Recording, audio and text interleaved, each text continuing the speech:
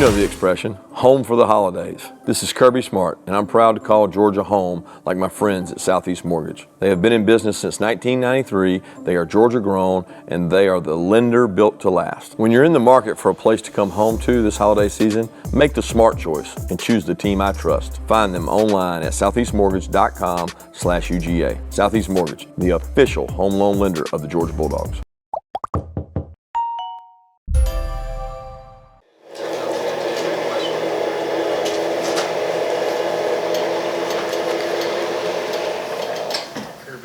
With the news yesterday about Mike Leach, when you look around at college football today, how much of an influence do you see from Coach Leach? Yeah, his impact is wide and broad. You know, he traveled all over the country to coach. He went from the bottom right down at Valdosta State to all the way up to Washington State, you know, and coached all over the country. And, you know, his impact is really felt more in the high school level, I think, because we see what the vision that he had in terms of passing the ball, throwing the ball from his young years with Coach Mummy all the way through now.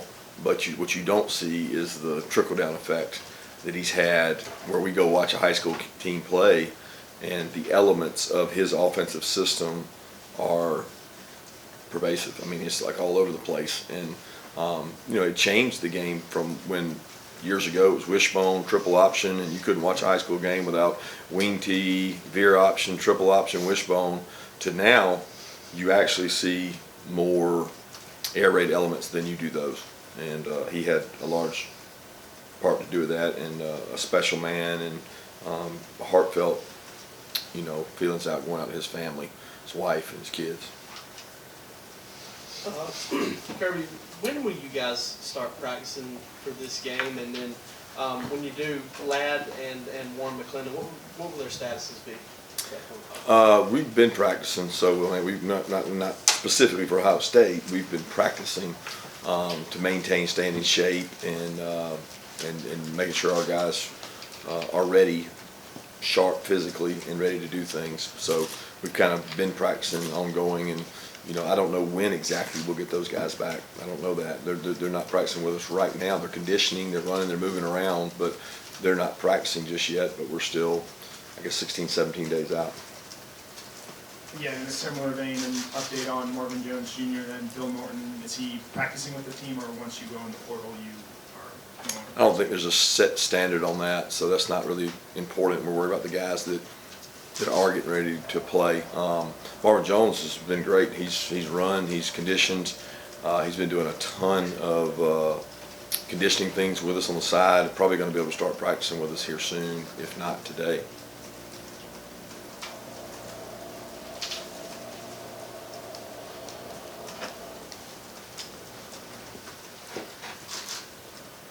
Now, this time of year is always big for younger players getting practice. Has anybody really caught your eye in what they've been able to do through the practices to this point?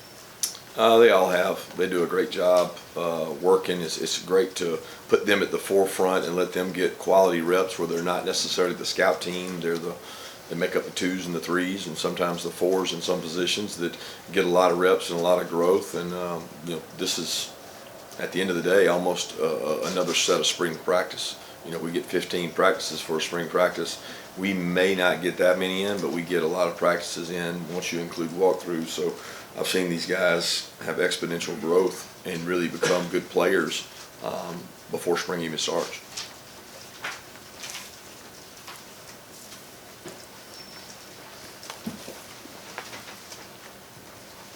Kirby, after losing 15 guys to the NFL, at what point this year did you maybe realize that this team was capable of putting together a run like this? And can you just expound a little bit on your decision not to go into the transfer portal to get help? I think you guys are the only team in the FBS that didn't. Well, we didn't make a decision not to go in. We called and recruited several guys that fit our criteria. Number 1, need. Number 2, culture. Number 3, we knew something about them out of high school. They'd been on our campus, but we didn't get any of those guys. So it wasn't a philosophy. It was more of that's the way it played out. As far as this team, you know, I thought in the spring we were going to have a good team. We were a long way away defensively from where we needed to be during the spring, but I knew we had a good football team. I mean, I knew we had a good football team when the season ended last year because we have a core of good players. You guys obviously have some good receivers. I'm curious what your impressions are of Marvin Harrison Jr. watching him, what kind of challenge he presents. All those guys, really good receivers, not just him, across the board. Very talented, probably one of the most talented groups we've faced. When you combine it with the talent of the quarterback, it really grows because he has the ability to get the ball to him on all parts of the field, vertically, horizontally, side to side. Really good job. I mean, historically, Ohio State's had great wideouts. And that's that. When you go to play Ohio State, you know they're going to have really good wideouts. When you go across the NFL, they've produced a lot of really good wideouts, and that's no different than what they have on their roster right now.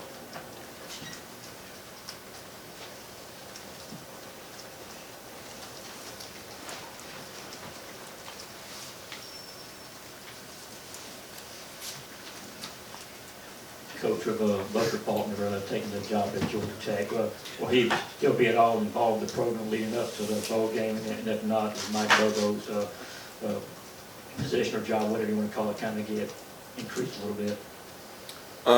We're going to determine that probably at a later date. Still in conversation with Buster and Brent. It's not something that's pressing right now because he doesn't really get to do anything in practice. So we're practicing right now. He's a supplement to ideas with Coach Monken, and he can certainly still do that from the position he's in, and we'll determine that at a later date. Yeah, Kirby, you talked a lot towards the beginning of this year of all those guys that might not have been huge contributors last year stepping up into big roles this year. What has it been like watching the growth from those guys like Pop and Zion, all those guys that have had to step up this year to get y'all to where you are now? It's great. I mean, the maturation process, really, Zion was already very mature and a leader before this year. He's kind of earned it and done it. He's been around here a while. A lot of guys have stepped up to give us an opportunity to be where we are. A lot of coaches have done a fabulous job. You know, we took on 4 new coaches, had 13 or whatever it was guys leaving the portal, and we've had a lot of guys step up. We've had a freshman class who, a lot of them came in last year at this time, and they have been major contributors. I think we had the 3rd most, 4th most true freshman snaps.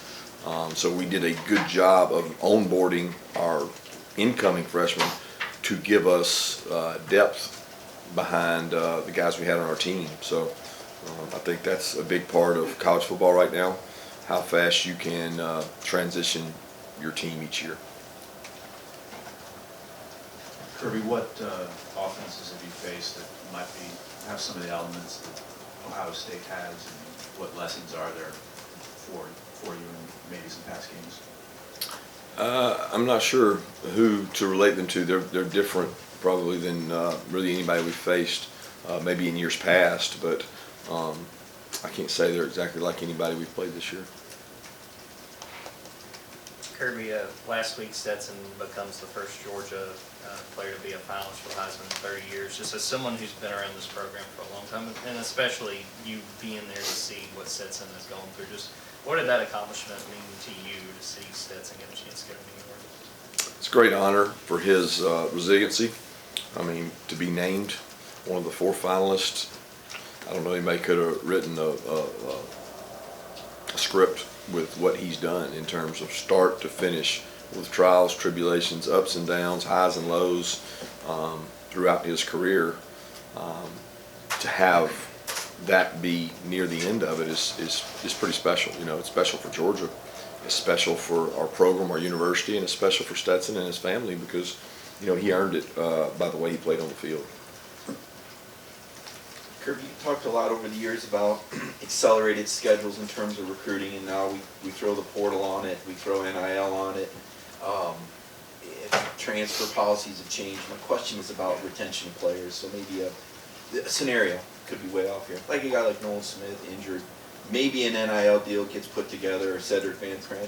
What can you offer? Can you offer these guys NIL money? Can you offer them insurance policies? And how quickly do you got to determine this, because you're looking in the portal for needs as well, right? So I guess I'm just kind of wondering about that process and what you can do to maybe make it worthwhile for a guy to come back to improve his draft stock? Complicated question. I really don't know, honestly, how to answer it, and it's not like pressing need. I mean, we have a process that we follow, so our process is step by step. I mean, there's a day in the month of each calendar month that I go through and say, okay, it's time to do this. It's time to have this conversation. It's time to gather this information. It's time to educate our players on this in this process. And I think communication's the key on that. I mean, you referenced Nolan. I mean, I'm confused because Nolan's kind of done. You know, he's through playing. Now, if you're talking about this time last year, sure, we have conversations with every player that has eligibility remaining. And I think you're juggling a spreadsheet that I keep, we keep, that has what each guy's doing and where their eligibility is, and over here where each guy potentially that could come in, and you're trying to match, you know, inflow and outflow. It's essentially what you're trying to do. But NIL is a part of that, but NIL is not, you know, it may be dangled as a carrot at some places, but really it's about, do you want to be part of this team? Do you want to grow and get better? Do you want a chance to do what Devontae White did? Do you want a chance to do what Chris Smith did? Do you want to have a chance to do what Jordan Davis did? Do you want to have a chance to do what Quay Walker did? So, like, there's great opportunities to move from a late round draft pick with your grade to early round draft pick, and that's not really what I'm concerned with right now. I'm concerned with making sure our football team is developing at all stages and phases, because we have guys that are in the stage of, man, he's going to have to start next year. He really needs to get ready. And then there's the phases is offense, defense, special teams. You know, how are we improving? That's my focus. It's not on, really not on NIL, not on portal, not on those things, because the focus is on our team. Okay, thank you, Coach. We're Thank going to take a quick photo, and then we're going to bring Gary back up to take any questions you have for us.